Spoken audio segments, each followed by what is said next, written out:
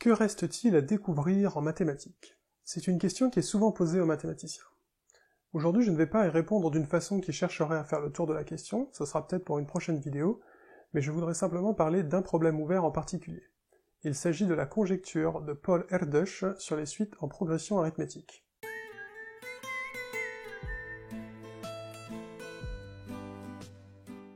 Alors, prenez un ensemble de nombres parmi les entiers strictement positifs, c'est-à-dire parmi 1, 2, 3, 4, 5, etc.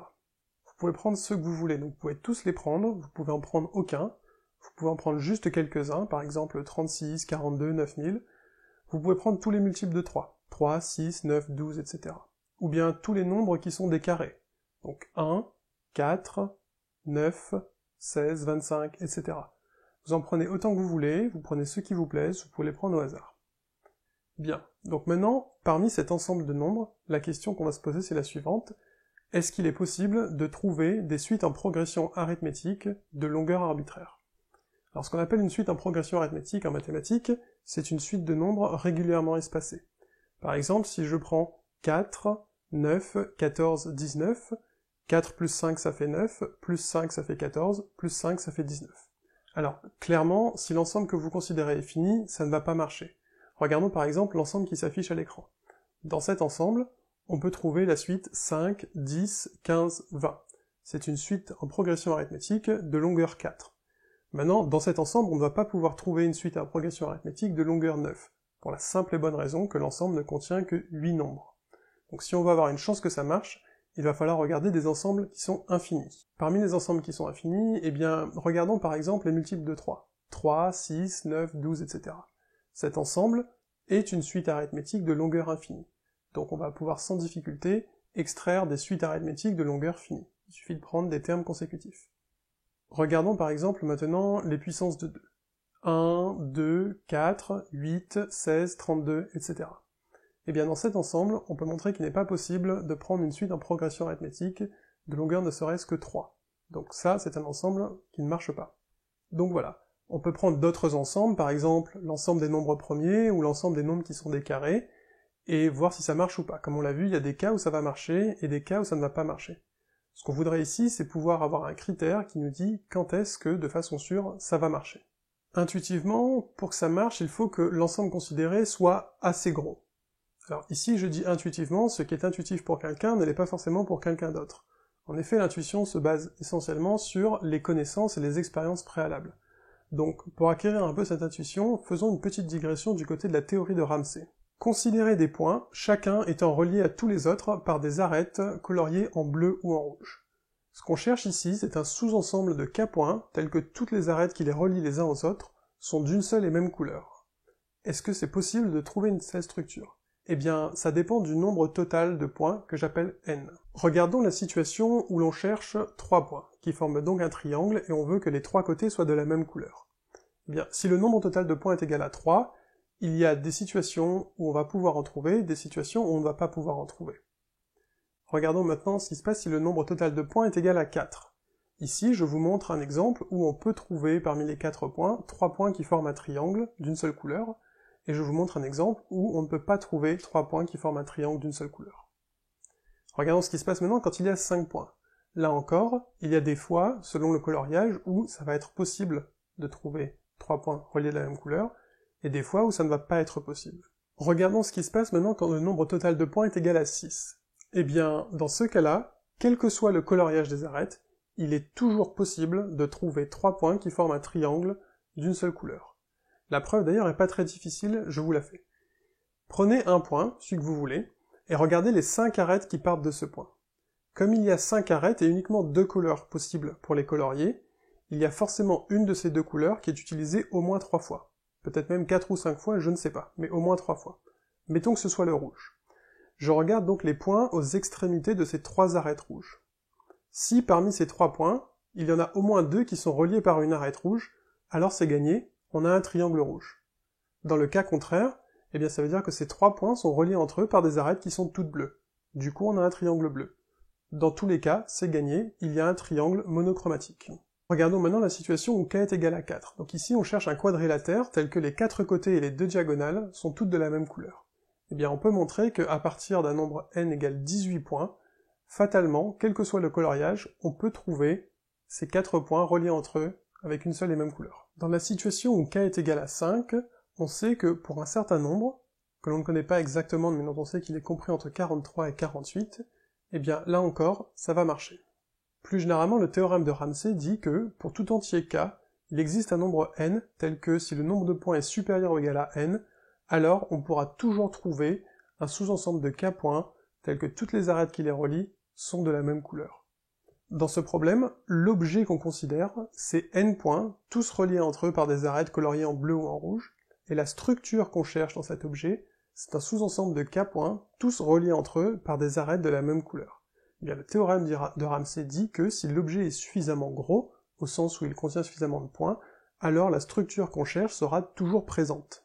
Bien, donc maintenant, revenons au problème initial.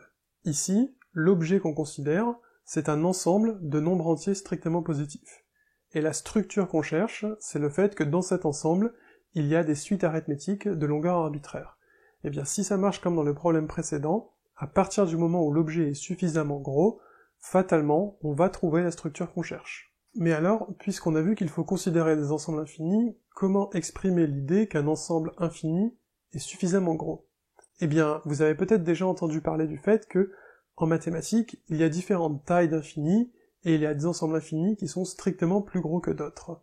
Que vous en ayez entendu parler ou pas, je vous recommande d'aller voir ces vidéos d'LJJ, de Sciences Étonnantes et de Science for All. Il y est question de l'hôtel de Hilbert et de la notion de cardinal d'un ensemble. Alors, le problème, c'est que cette notion de cardinal ne va pas être adaptée ici. En effet, quand on regarde des ensembles d'entiers, pour le cardinal, il y a deux cas possibles. Soit cet ensemble est fini, soit cet ensemble est infini, et il a le même cardinal, c'est-à-dire la même taille, que l'ensemble de tous les entiers naturels. Donc ici, ça ne va pas nous permettre de faire la distinction entre différents types d'ensembles infinis. Ce que propose Erdős, c'est de regarder la chose suivante. On va dire qu'un ensemble est grand si la somme des inverses des nombres qui le composent est égale à plus l'infini. Donc en symbole, si on appelle A1, A2, A3 les nombres de l'ensemble, où A1 est le plus petit nombre, A2 est le nombre immédiatement après, donc le deuxième plus petit, A3 le nombre immédiatement après, donc le troisième plus petit, et ainsi de suite, eh bien, l'ensemble est grand si et seulement si la somme des 1 sur AK, donc 1 sur A1 plus 1 sur A2 plus 1 sur A3, etc., cette somme est égale à l'infini. Alors, juste une petite remarque, le mot gros, que j'utilise depuis le début de la vidéo, a un sens vague et imprécis qui vient du langage courant. La notion de cardinal d'un ensemble a un sens mathématique net et précis. Et bien à partir de maintenant, le mot grand acquiert un sens mathématique net et précis, et je ne l'utiliserai pas dans son sens naturel. Alors, quand un ensemble n'est pas grand, eh bien, on va dire qu'il est petit. On aurait tout aussi bien pu dire qu'il est panda, ou chaton, ou non grand, mais quand on construit du vocabulaire mathématique, c'est toujours plus agréable s'il est facile à utiliser, donc on va simplement dire grand ou petit. Alors regardons d'abord le cas des ensembles qui sont finis. Ici, quand on fait la somme des inverses, on va sommer un nombre fini de termes, donc le résultat est forcément fini. Donc les ensembles qui sont finis sont des ensembles qui sont petits. Regardons maintenant un ensemble qui est infini. Quand on fait cette somme infinie, A1 plus A2 plus A3, etc., au fur et à mesure qu'on rajoute des termes, la somme courante grossit. Par contre, les termes qu'on rajoute, 1 sur AK, deviennent de plus en plus petits au fur et à mesure que les termes AK deviennent de plus en plus grands. Donc la somme courante continue à augmenter, mais de moins en moins vite. Eh bien en fait, les deux cas peuvent se produire. Le résultat peut être fini ou infini. Regardons par exemple 1 sur 1, plus 1 sur 2, plus 1 sur 3, plus 1 sur 4, plus 1 sur 5, etc. Eh bien on peut démontrer que cette somme infinie a un résultat qui est infini. Ce qui veut dire que l'ensemble de tous les entiers naturels, 1, 2, 3, 4, 5, etc., est un ensemble qui est grand. Ça tombe bien, c'est le plus gros qu'on pouvait prendre. Regardons maintenant la somme 1 sur 2, plus 1 sur 4, plus 1 sur 8, plus 1 sur 16, plus 1 sur 32, etc. Et on peut démontrer que cette somme infinie a un résultat qui est fini, et même qui est égal à 1. La preuve est pas très dure et je vous la mets dans les compléments. Du coup, ça veut dire que l'ensemble 2, 4, 8, 16, 32, etc., les puissances de 2, est un ensemble qui est infini mais qui est petit. Donc ce qu'on voit, c'est que cette notion de grand est bien, puisqu'elle va permettre de faire la distinction entre différents types d'ensembles d'entiers naturels qui sont infinis. Et en fait, ce qui va faire qu'une telle somme des 1 sur AK et fini, c'est le fait que les termes qu'on somme, les 1 sur AK, vont tendre vers 0 assez vite. Ça veut dire que les AK vont tendre vers l'infini suffisamment vite, et ce faisant, ils vont laisser plein d'espaces, plein de trous parmi les entiers naturels.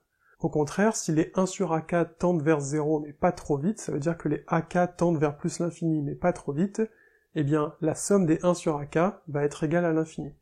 Et si les AK tendent vers plus l'infini pas trop vite, eh bien ça veut dire que quelque part l'ensemble ne va pas laisser trop de trous, ne va pas laisser trop d'espace, il occupe bien l'espace, et du coup il y a de bonnes chances que de cet ensemble on puisse retirer des suites de nombres régulièrement espacés de toute longueur voulue. Eh bien, c'est précisément ce qu'affirme la conjecture d'Ardèche. Dès qu'un ensemble est grand, on peut y extraire des suites arithmétiques de toute longueur voulue. Alors, conjecturer, c'est bien, mais y a-t-il une chance que cette conjecture soit vraie? Eh bien, il y a un bon gros indice qui va dans ce sens, c'est le théorème démontré en 1976 par Sömöredi. Sömöredi est un mathématicien hongrois qui, pour l'ensemble de ses travaux, a reçu un prix Abel en 2012. C'est un prix mathématique sur lequel je reviendrai dans une prochaine vidéo. Le théorème de Sömöredi affirme que, à partir du moment où un ensemble d'entiers a une densité strictement positive, on peut trouver dans cet ensemble des suites arithmétiques de longueur arbitraire. Alors, la densité d'un ensemble, c'est une autre notion qui permet de mesurer la taille de certains ensembles d'entiers naturels en leur associant un nombre entre 0 et 1. Je ne vais pas trop rentrer dans les détails, mais je vais juste vous dire que pour les entiers qui sont pairs, la densité est égale à 1,5. Pour les entiers qui sont impairs, la densité est aussi égale à 1,5. Si on regarde les multiples de 5, donc 5, 10, 15, 20, etc., la densité est égale à 1/5. C'est la même chose si on regarde les multiples de 5 plus 1, 6, 11, 14, 21, etc. La densité est encore égale à 1/5. En fait, la densité d'un ensemble, essentiellement, c'est la proportion des nombres qui sont dans l'ensemble parmi tous les entiers naturels. Et ce qui se passe, c'est que les ensembles qui ont une densité strictement positive sont aussi des ensembles qui sont grands. Donc ce que dit le théorème de Sömöredi, c'est qu'il y a un bon paquet d'ensembles, ceux qui ont une densité strictement positive, qui tombent sous le coup de la conjecture, et pour lesquels on sait démontrer que, effectivement, la propriété est satisfaite, c'est-à-dire que on peut en extraire des suites arithmétiques de longueur quelconque. Alors maintenant, quand on prend un ensemble d'entiers naturels, il y a un ensemble qui est assez célèbre, c'est celui de tous les nombres premiers. Eh bien, l'ensemble des nombres premiers a une densité égale à 0, donc il n'est pas concerné par le théorème de Sömöredi. Par contre, c'est un ensemble qui est grand. Eh bien, en 2004, le mathématicien britannique Ben Green et le mathématicien australien Terence Tao ont démontré ensemble que quand on regarde l'ensemble de tous les nombres premiers, on peut en extraire des suites arithmétiques de longueur quelconque. Pour ce théorème, et pour tout un tas d'autres travaux impressionnants, Terence Tao a reçu en 2006 une médaille Fields. Là encore, c'est un prix mathématique célèbre sur lequel je reviendrai dans une prochaine vidéo. Alors ce qu'affirme le théorème de Green et de Tao, c'est qu'il y a un certain nombre d'ensembles qui ressemblent un peu à l'ensemble des nombres premiers, pour lesquels ils savent prouver que la propriété est vraie. Et donc du coup, ça fait quand même un petit paquet d'ensembles supplémentaires sur lesquels la conjecture porte et sur lesquels on a pu vérifier que effectivement c'était vrai. Notez que si vous avez des idées pour cette conjecture, quiconque arrivera à prouver que c'est un théorème, ou au contraire arrivera à prouver qu'elle est fausse en trouvant un contre-exemple, recevra un prix de 5000 $. Mais ça, c'est une autre histoire. Cette vidéo est maintenant terminée, merci de l'avoir regardée. C'est la première vidéo de cette rubrique où je parlerai du monde de la recherche scientifique, il y aura des sujets divers et variés, et de temps en temps, comme aujourd'hui, ça parlera d'un problème ouvert. Ce sera pas forcément très souvent. Si vous êtes un habitué de YouTube, bon bah vous savez les choses habituelles, hein, vous pouvez partager, vous abonner, liker, commenter. Si vous n'êtes pas un habitué ou une habituée, ben, sachez que partager ça permet de faire connaître cette vidéo et par là même de faire connaître la chaîne. Vous abonner c'est pour vous, ça vous permettra de suivre quand vous vous connectez sur votre compte YouTube les nouvelles vidéos qui sont sorties. Les pouces en haut, les pouces en bas, c'est comme vous voulez, je sais pas trop à quoi ça va servir. Et les commentaires, eh bien ça permet d'interagir. Je profite de l'occasion de la fin de cette vidéo pour signaler que j'ai maintenant une page Facebook associée à la chaîne, sur laquelle je mettrai des informations de temps en temps entre les vidéos. Donc voilà, je vous invite à aller faire un tour. En attendant, je vous dis bonne soirée ou bonne journée, et à la fois prochaine.